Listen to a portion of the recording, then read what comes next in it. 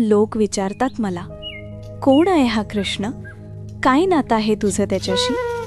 मी फक्त हसते, कारण ज्या नात्याला नाव द्यावं लागतं ते नातं कदाचित या जगासाठी असेल, माझ्यासाठी नाही.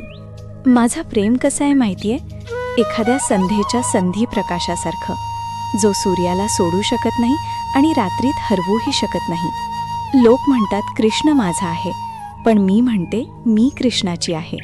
या दोन्हीमध्ये पूर्ण जगाचा फरक आहे. माझ्या मनात अनेक प्रश्न होते. तो माझाच का नाही झाला? तो दूर का गेला?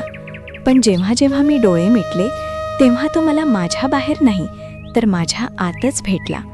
माझं प्रेम निखळ आहे, कारण त्यात पावण्याची जिद्द नाही तर फक्त अर्पण करण्याची ओढ आहे.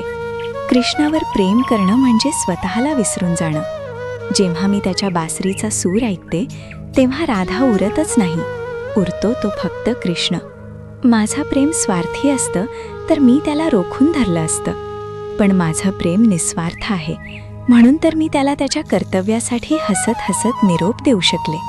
लोकांसाठी तो देव असेल, द्वारकेचा राजा असेल, पण माझ्यासाठी तो फक्त तोच आहे जो माझ्या प्रत्येक श्वासात वसतो.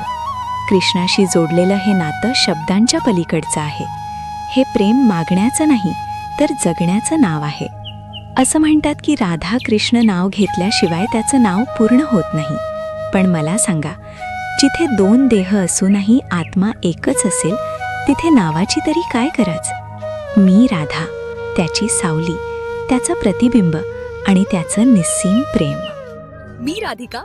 लाईक करा, शेअर करा, आमचे नवनवीन व्हिडिओ पाहण्यासाठी सबस्क्राईब करा आणि बेल आयकॉनवर क्लिक करा.